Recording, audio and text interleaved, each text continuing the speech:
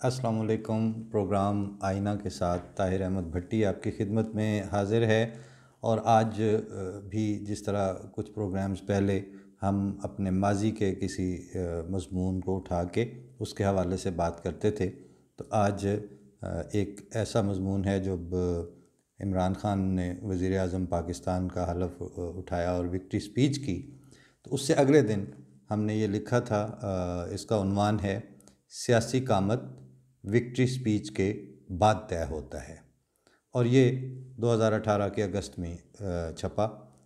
और आज हम इसी को पेश करके फिर उसके हवाले से कुछ बात करेंगे अपने नाजरीन के साथ। और ज़ाहिर है कि माजी से भी बात उठाई जाए तो वो हाल के साथ रिलेट होती है, और चूँकि हालात वही चल रहे हैं तो जब तक उनमें कोई तब्दीली नहीं आई तो मज़ामीन के साल 2 साल उधर लिखा होना या आज लिखा होना, इससे कोई फ़र्क नहीं पड़ता। मैं इब्तदा करते हैं कि हमारी हाई स्कूल लेवल की बेटी ने बड़े वफूर से फ़ोन किया कि पापा खिताब सुने, इमरान ख़ान कौम को खिताब कर रहे हैं। मैंने उसकी फ़ौरी दिल शिकनी करने के बजाय सिर्फ इतना कहा कि अच्छा बेटा, और हस्ब मामूल उस पर तफसीली बात 2-3 दिन तक टाल दी। और कल फिर खुल के बात हुई। हमारा बामी मुकालमा ऐसा था कि उसमें से कुछ हिस्सा इस मज़मून की तमहीद बन सकेगा और कुछ उस पर मुस्तज़ाद भी अर्ज़ करना है। अल्लाह का शुक्र है कि इंतखाबात पर मुस्बत मनफी कुछ नहीं लिखा, और अब कुछ दिन से खुशगवार हैरत है कि सोशल मीडिया से खलाई मखलूक का लफ्ज़ भी तकरीबन वापस चला गया है। धांधली हुई मगर सिर्फ इतनी कि जो वोट और वोटर से खिलवाड़ करने के लिए पूरे तैयार थे उनको हसरत रही, वोट पड़े, बुर्ज गिरे। मुझे और मेरे कुछ दोस्तों को इमरान ख़ान के जीतने की ऐसी मसरत नहीं हुई जितनी मौलाना फजलुर रहमान और अमीर जमात इस्लामी जैसों के हारने की हुई।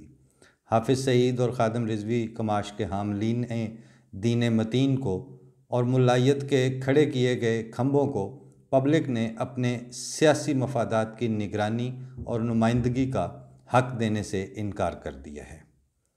MQM का हवा जो कई दहाइयों में खड़ा किया गया था वो अपने खौफ समेत रुखसत हो गया। अब आइए विक्ट्री स्पीच की तरफ।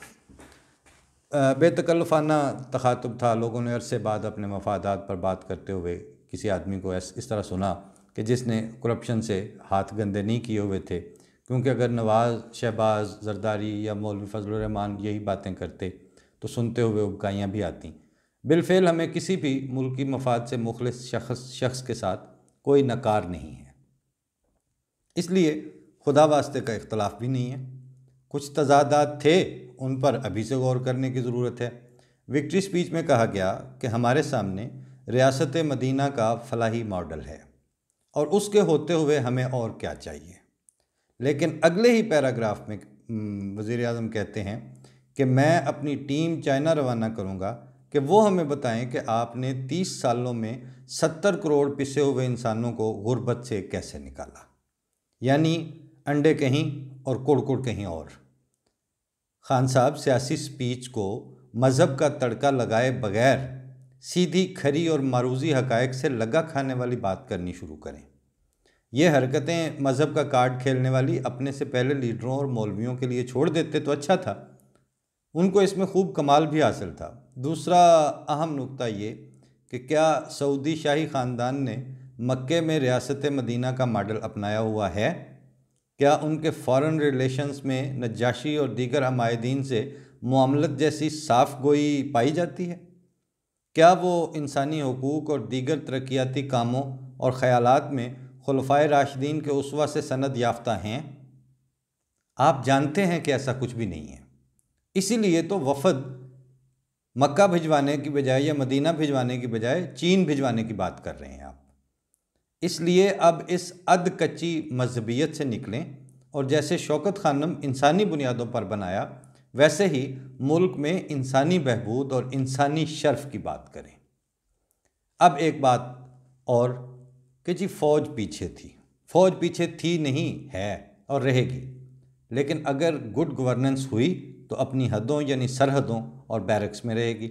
लेकिन अगर इज्तमाही खुदकुशी और खाना जंगी की तरफ सिस्टम को धकेला तो फिर फ़ौज जमहूरियत का मुंह नहीं देखती रहेगी, क्योंकि मुल्क ना रहे तो फ़ौज का वजूद बेमानी है। इसलिए ये तमाशबीनी भी बंद होनी चाहिए कि पाकिस्तानी फ़ौज एंटी इंडिया है। पाकिस्तानी फ़ौज प्रो पाकिस्तान है, और जहाँ इंडिया एंटी पाकिस्तान है तो वहाँ पाकिस्तानी फ़ौज ने अगर एंटी इंडिया नहीं होना तो और क्या होना है। मामलात अगर सियासी तौर पर दोनों मुल्कों की तरफ से नेक नियति और बराबरी के अंदाज में हल होने जा रहे हों तो ये फ़िलासफ़ी मन घड़त है कि फ़ौज नहीं चाहती। फ़ौज पाकिस्तान का इस्तेहकाम चाहती है, पुरअमन तौर पर भी, और अगर लड़ना पड़े तो लड़कर भी। इसलिए इसको पाकिस्तान की फ़ौज के तौर पर लिखा और पुकारा जाना चाहिए, और सियासतदानों के सीनों का बुग़्ज़ अवामी बयानिए के तौर पर लिया जाना अब बंद होना चाहिए। फ़ौज में मुलायत मुनज़्ज़म तौर पर सरायत हुई और इस पे 3 दहाइयाँ लगी, और अब 2 दहाइयाँ काम करके फ़ौज एक इदारे के तौर पर उससे पाक होने की कोशिश में लगी हुई है, और मार्शल लॉ की ऐसी शौकीन नहीं जैसी बताई जाती है, और ना उस फॉर्मेट की हामी है। 4 हल्के सियासतदान नहीं खोल रहे थे और साद रफ़ीक जैसे मोतबरीन बने बैठे थे, अब उसी के 80 के करीब हल्के उनमें दोबारा गिनती हुई है। फ़ौज ने क्या दखल दिया है? और एक बात यह कि फ़ौजी जान देने के पैसे लेते हैं, आप भी लेते हैं पैसे, और वक्त आने पर फिर मरा भी करें, क्यों नहीं मरते? वैसे ये इंसानी फितरत के ही ख़िलाफ़ है कि कोई पैसे लेकर मर जाए। कॉज और मकसद के लिए मरा जाता है, पैसे तो खर्च करके और पल्ले से देकर ज़िंदा रहने का जुगाड़ किया जाता है। दूसरी तरफ सियासतदान भी पैसे लेता है, बल्कि खाता है और बेशुमार मफादात लेता है। हर कौमी खिदमतगार प्रोटोकॉल भी लेता है लेकिन कभी खिदमत नहीं करता। फ़ौजी पैसे लेता है, मफाद लेता है, तो ज़रूरत पड़ने पर बेदरेग मरता भी है। तो इसलिए कौमी सतह पर इस प्रोसेस को अब रिवर्स करने की ज़रूरत है कि जिसके मुंह में जो आए वो फ़ौज के ख़िलाफ़ बक दे, और अवाक़िब को नज़र में रखे बगैर सिर्फ इस शौक़ में कि बेबाक दानिश्वर कहला सके।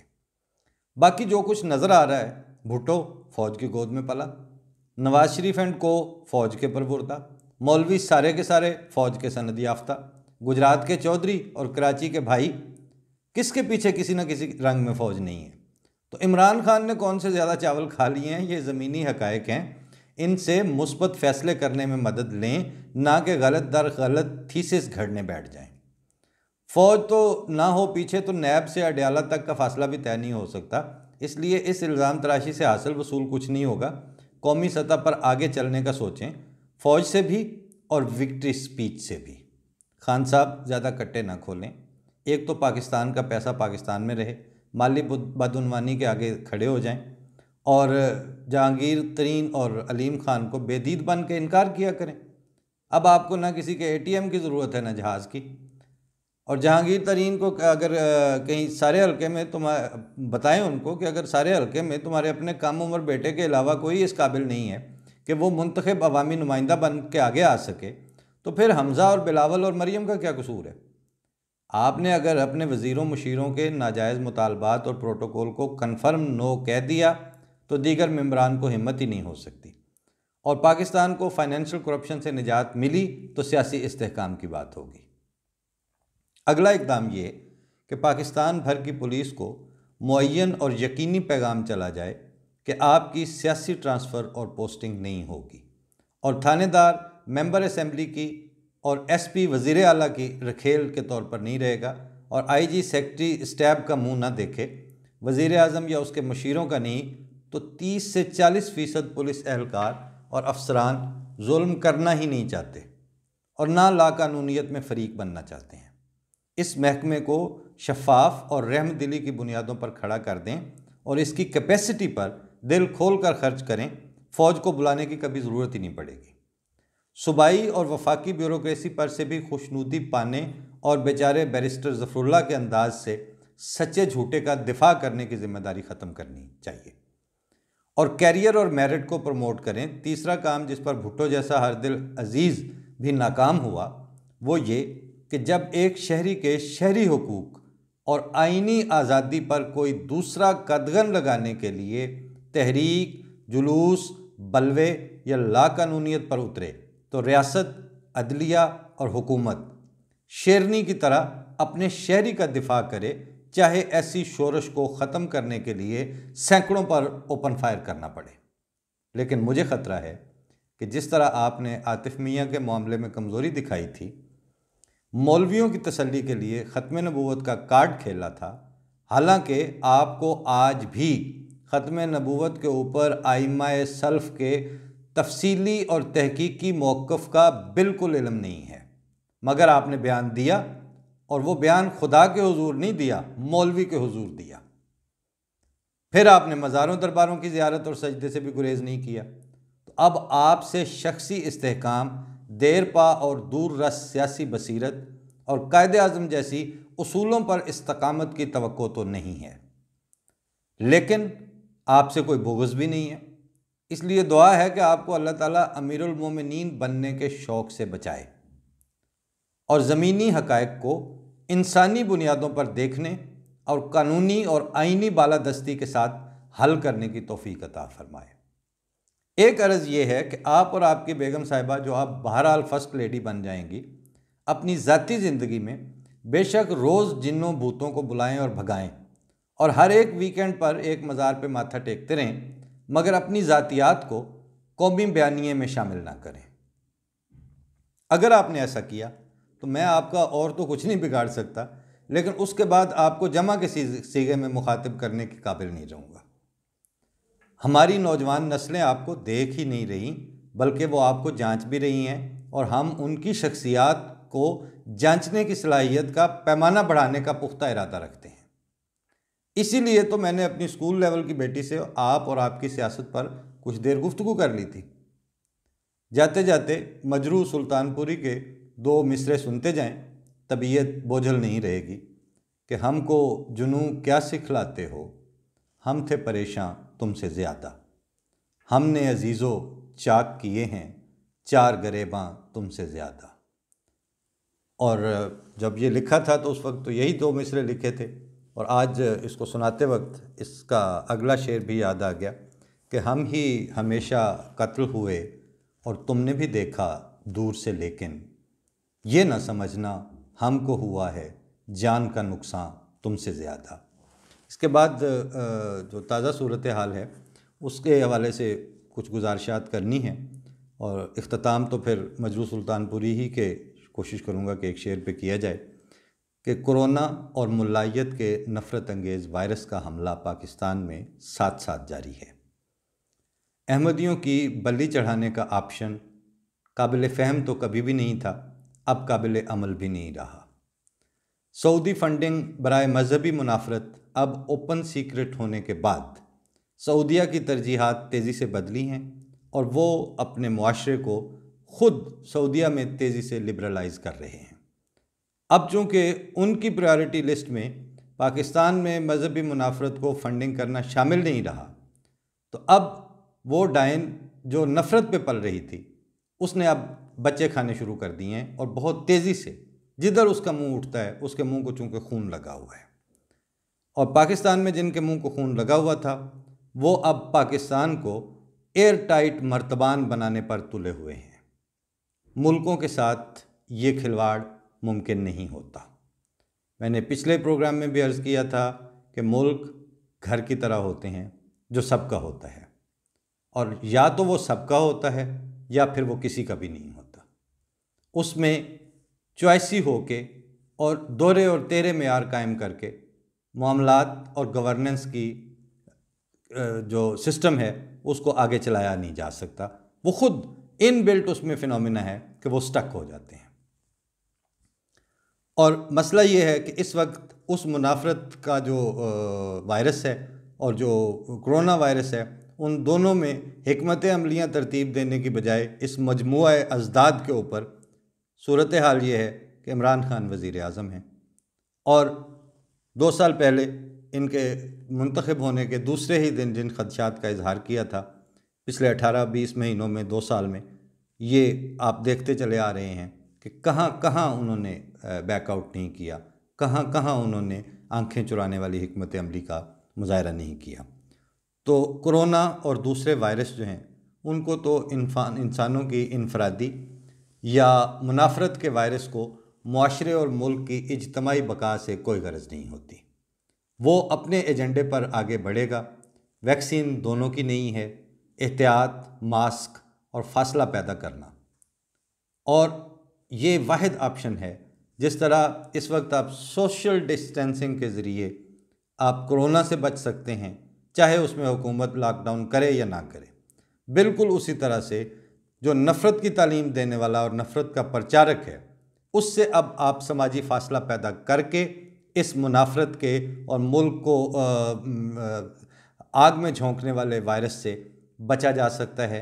मौलवी के इस सोच से को सब्सक्राइब करना बंद करके, उससे जो सोशल डिस्टेंसिंग है वो पैदा करके, और जो ये फ़िलासफ़ियाँ घड़ के इंट्रोड्यूस करवा रहे हैं कि कोरोना नाम की कोई बीमारी नहीं है, ये तो ऐसे ही है, ये तो फंडिंग लेने के लिए किया जा रहा है। इन जहालतों से की जो आमाज गाहें हैं, वहाँ से आप अपने और अपनी औलाद के और अपने अफराद खाना के सोशल डिस्टेंसिंग पैदा कर लें।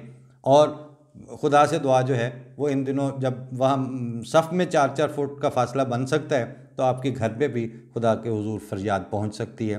कोरोना से बचना और नफ़रत वाले कोरोना से बचने का आलमोस्ट एक ही मैकेनिज़्म है कि इससे मास्क चढ़ाएं, इसकी जो मुग़ल्लज़ात हैं उनको रास्ता ना दें अपने वजूद के अंदर आने का, और उस बुग़्ज़ को अपने फेफड़ों में और अपने सीनों में जाके फलने फूलने का मौका ना दें। और दूसरे नंबर पर इससे सोशल डिस्टेंसिंग पैदा कर लें। अब समाजी फासला ही इस दूसरे वायरस का भी इलाज है। अब बाकी हुकूमत और रियासत को आवाम की साइड पर खड़ा होना पड़ेगा, वायरस वाली तरफ नहीं, चाहे वो पहला वायरस हो या वो दूसरे वाला हो। ताब लाते ही बनेंगी गालिब, वाक़या सख्त है और जान अजीज़। अल्लाह ताला कमज़ोर तदाबीर को गैब से ताकत अता फ़रमाए। और जाते जाते मुझे कमेंट्स वाले अहबाब से भी दरख्वास्त करनी है। मैंने कुछ जाके देखा था, पसंदीदगी और असर व नफूज़ और हमारे प्रोग्राम की जो पहुंच है, लोग सुन रहे हैं, इसका बहुत शुक्रिया। मगर बाज़ जगह पहले तो खैर गालियों वालों काफ़ी थे, अब आहिस्ता आहिस्ता शायद खुद ही ख्याल आना शुरू हुआ है, तो कम हुए हैं अल्हम्दुलिल्लाह। उनको या सोच बदल गई है या उन्होंने ज़रूरी नहीं समझा, दोनों सूरतों में। लेकिन जो एक आध आया है उसमें बाज़ मोहब्बत करने वाले उनको वहाँ जवाब देने लग जाते हैं। मैं आज भी किसी दोस्त से कह रहा था कि जब हम जहाँ टॉयलेट्स नहीं होते तो वह गांव में जाते हैं, तो बाज़ बदतहज़ीबों ने रास्ते पर भी पखाने किए होते थे, तो वह हम उसको देखने तो नहीं खड़े हो जाते, बस सरफ़ नज़र करके गुज़र जाते हैं, यही वाहिद ऑप्शन होता है। तो अगर आपको प्रोग्राम के कमेंट्स में कहीं कोई इस तरह की बदज़ुबानी मिलती भी है, तो कुरान शरीफ ने तो बड़े वाज़ेह अल्फाज में फरमाया है कि वाइज़ा मर्रू बिल्लग़्व मर्रू किरामा, तो उस वक्त उससे मुंह फेर के गुजर जाने में आफ़ियत है। इंसान को हर सतह पे नीचे उतरने की ज़रूरत नहीं होती, और अपने काम से आगे निकलें, क्योंकि इज़्ज़त और ज़िल्लत जो है वो मुंह की बक और लाफजनियों से नहीं होती, वो अल्लाह ताला की देन है। उसने जिसको नफूज़ अता करना है, जिसको इज़्ज़त देनी है, वो हो जाती है, गालियों के दरमियान हो जाती है। और जिनको नहीं देनी होती, ये बात तो खैर अगर उनमें अक्ल हो तो वो यही सोच लें कि जब वो इस तरह बदज़ुबानी करने आकर बैठ जाते हैं, तो इस तरह की गुफ्तगू के बाद, बदज़ुबानी के बाद क्या स्टेटस उनका तय होता है। लिहाजा वहाँ जवाब देने की ज़रूरत नहीं है। मेरी दरख्वास्त यही है कि ये चुप करके ठंडे और एक दूसरे का जो कहते हैं ना लिहाजदारी के माहौल में बात आगे चलनी चाहिए, मुकालमे की फ़ज़ा कायम रहनी चाहिए। अल्लाह सबको इसकी तौफ़ीक दे। वो मैंने मजरू सुल्तानपुरी साहब का एक शेर रख लिया था कि वो एंड पे जाते जाते वो सुना देता हूँ कि जाओ तुम अपने बाम की खातिर, सारी लवें शमों की कदर लो। और ये आज का थीम भी समझ लें इसको कि जाओ तुम अपने बाम की खातिर, सारी लवें शमों की कतर लो। ज़ख्म के मेहरो माह सलामत, जश्न चरागां तुमसे ज़्यादा। फ़ी अमान अल्लाह पाकिस्तान, फ़ी अमान अल्लाह अहबाब। अल्लाह के हवाले। अस्सलामु अलैकुम वरहमतुल्लाह।